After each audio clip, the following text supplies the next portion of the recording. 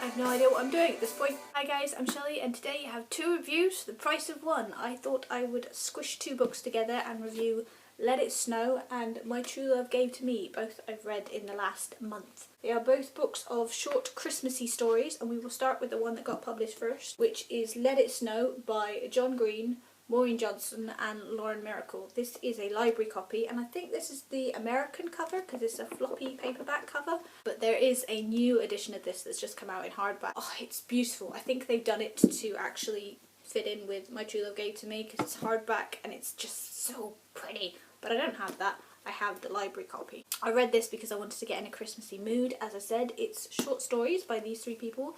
They are YA romance stories and they all take place in the same 24 to 48 hours. Christmas Day going into what is Boxing Day in the UK, but to everybody else is just the 26th, in the same town, and there's a snowstorm going on. We start with Maureen's story about a young girl named Jubilee who is on her way to her grandparents on Christmas Day, Christmas Eve. I get confused about the timing. There's a massive snowstorm, her train stops, she gets off and goes to a local Waffle House and is basically stranded in a town with nobody she knows, and stuff happens. It's cute, it's sweet, it's very family orientated, this one. She's actually taken in by a young family with a little kid who's just, oh, so adorable. We then move on to John's story, which is about a group of three friends trying to get to a Waffle House while the snowstorm is going on. They're actually trying to get to the same Waffle House that Jubilee was dropped off at, because a load of cheerleaders were also on that train, got off and are in the Waffle House. Two of this group of friends are guys and they want to go see the cheerleaders. It is all about the adventure between their house and the Waffle House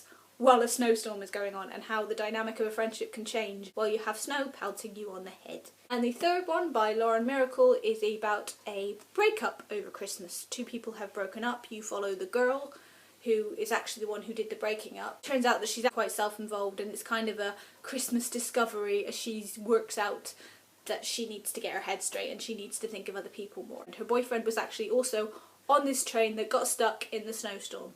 Are you with me? There's a lot of crossover here and there are a lot of friendship names that are kind of bounced about and you get a bit confused somewhere in the middle. Personally, rating these stories for me, it would go Maureen Johnson, John Green and Lauren Miracle. I really liked Maureen's because it was family orientated, you had a little kid, you had Christmas madness. The second one, John Green's, I had a bit of a problem with the cheerleader and the misogyniness of it, but again, really cute, really sweet. Lauren's, I really didn't take to the main character, Abby. She is so self-involved and so annoying that I just wanted to give her a big Christmas slap. It is self-discovery, so she is trying to sort herself out, but oh my god, she was so annoying. There are a lot of references to Starbucks in this book, to the point that I was looking at the back trying to find out if it was sponsored by them or something. Christmas Starbucks book, because through all three stories, all they do is talk about mocha toffee lattes, which just really annoyed me at some point. But it's a nice, Christmassy, sweet, cute book of three short stories by some very good authors. Moving on to My True Love Gave to Me, which is a collection of 12 short stories by, and I apologise if I get any of these names wrong, Rainbow Rowell, Kelly Link, Matt De La Pena, Jenny Han, Stephanie Perkins, David Leviathan, Holly Black, Gail Foreman, Myra McIntyre, Kirsten White, Ali Carter and Lainey Taylor. These again are all YA kind of romance stories, but with this one you have a nice mixture of stories in this, from a ghost story to a story about elves. There are stories about not just Christmas but different religions and what they do over the holidays. It was nice to learn new things and get a bit of diversity in there. My personal favourite was Stephanie Perkins' story about a girl who wants to decorate her flat, but it's so tiny that she gets the guy from the Christmas lot to, one, carry her Christmas tree to her flat, and then he completely redecorates her flat full of boxes and stuff.